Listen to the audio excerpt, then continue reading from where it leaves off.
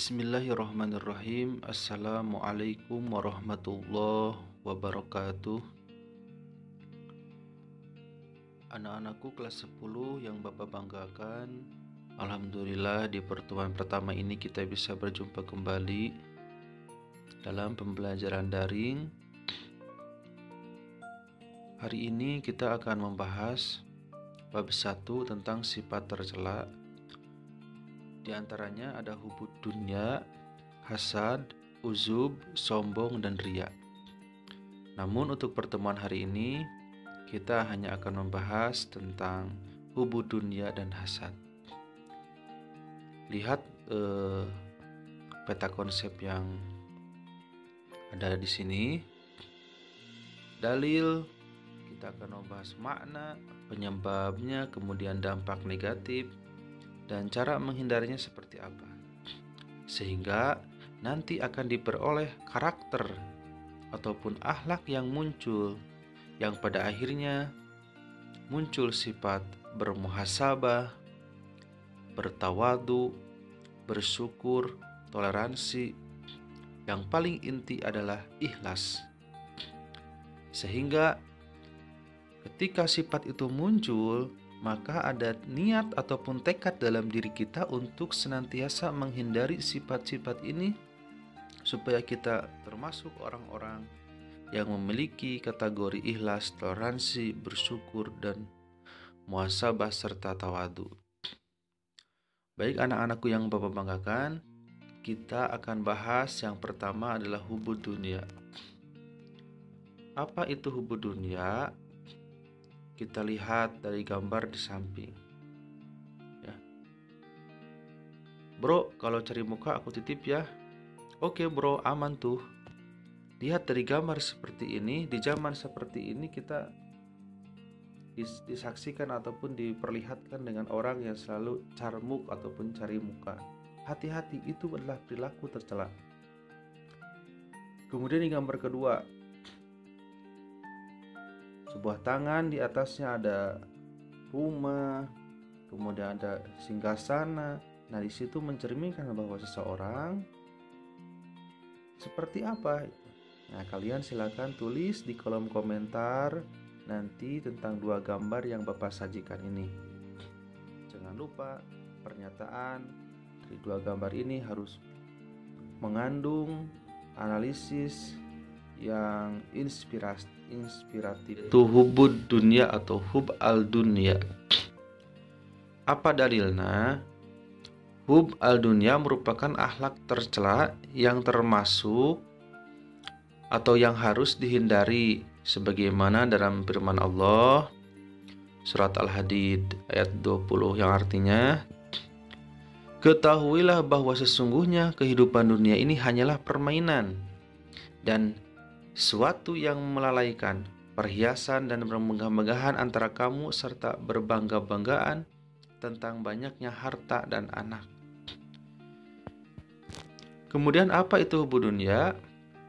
Hubud dunya adalah cinta dunia yang berlebihan. Hubud dunya adalah sumber kehancuran umat. Nah, penyakit ini berbahaya karena dapat melemahkan dan menggerus keimanan seseorang. Maksud hubud dunya di sini adalah segala sesuatu yang kurang bermanfaat untuk akhirat. Maksudnya, dia terlalu mencintai dunia. Apa itu dunia? Sesuatu yang ada di dunia, termasuk jabatan, harta, tahta. Semuanya tidak ada yang bermanfaat untuk akhirat. Sebenarnya itu akan dijadikan bekal untuk akhirat, tetapi karena dia terlalu mementingkan perkara dunia, sangat berlebihan, maka pada akhirnya dia akan menghancurkan dirinya sendiri. Apa penyebabnya? Kita lihat. Yang pertama, menganggap dunia sebagai tujuan utama, bukan sebagai sarana mencapai kehidupan. Yang kedua, suka mengumpulkan harta dengan menghalalkan berbagai macam cara. Yang ketiga, kikir terhadap harta, tidak rela hartanya terlepas dari dirinya. Yang keempat, serakah, rakus, serta tamak, selalu ingin mengumpulkan harta walaupun sudah memiliki. Nah, ini luar biasa. Sifat-sifat seperti ini harus kita hindari. Yang terakhir, tidak mau mensyukuri nikmat Allah. Nah, ini yang paling berbahaya. Orang yang mementingkan perkara dunia, dia tidak merasa itu semua pemberian dari Allah Subhanahu wa taala. Tetapi dia merasa semuanya itu adalah hasil dari jerih payahnya sendiri, dan ini sangat tidak dianjurkan oleh Rasulullah Shallallahu Alaihi Wasallam. Kemudian apa dampak negatif yang dimunculkan dari sifat hubud dunia? Pertama, cinta akan dunia membuat mereka lalai kepada Allah. Tentunya ketika adzan sudah berkumandang, kita masih sibuk dengan urusan perkara dunia, maka kita akan termasuk orang-orang yang lalai. Mereka yang begitu mencintai dunia akan mudah tergoyah imannya. Yang ketiga, sumber penyakit cinta dunia sering mengakibatkan seorang cinta terhadap hartanya. Dan di dalam harta terdapat banyak penyakit, antara lain tamak, rakus, pamer, dengki, dan lain-lain. Kemudian yang keempat, menghalalkan segala cara demi memperoleh kesenangan dunianya. Yang kelima, membuat seseorang tidak melakukan sesuatu yang bermanfaat bagi akhirat. Kelima hal ini merupakan dampak negatif yang akan dihasilkan jika kita terlalu mencintai perkara dunia. Lalu bagaimana cara menghindarinya? Cara menghindari sifat hubud dunia yang pertama adalah mengingat bahwa kehidupan dunia ini hanya sementara. Ingat, hidup di dunia itu hanyalah sementara. Islam tidak mengajarkan umatnya ataupun memerintahkan umatnya meninggalkan dunia, tetapi diperintahkan untuk menaklukkan dunia dalam genggamannya, bukan dalam hatinya. Awas, hati-hati ya. Makanya kita raih akhirat, insya Allah perkara dunia itu akan datang. Jangan raih dunianya sementara akhirat tidak diraih. Nah, ini salah ya. Yang kedua, memperbanyak mengingat kematian. Ini penting. Karena kalau kita melakukan perkara dunia, seolah-olah kita akan hidup selamanya. Tetapi ingat perkara ibadah. Kalau kita ibadah, kita harus mengingat bahwa kita itu akan mati hari besok, sehingga kita akan selalu bersyukur, mengingat Allah, bertawazu, tidak sombong. Yang ketiga, qanaah, merasa cukup terhadap yang dimiliki serta menjauhkan diri dari sifat tidak puas terhadap harta. Yang keempat, mengingat bahwa apa yang kita lakukan di dunia akan dimintai pertanggungjawaban di akhirat. Itu tentang hubud dunia. Mudah-mudahan kalian bisa pahami. Yang kedua, sekarang kita akan membahas hasad. Apa itu hasad? Dalilnya terdapat dalam surat Al-Imran, yang artinya, jika kamu memperoleh kebaikan, niscaya mereka bersedih hati. Tetapi jika kamu mendapat bencana, mereka bergembira karenanya. Lalu apa yang dimaksud dengan hasad? Nah, hasad adalah penyakit hati.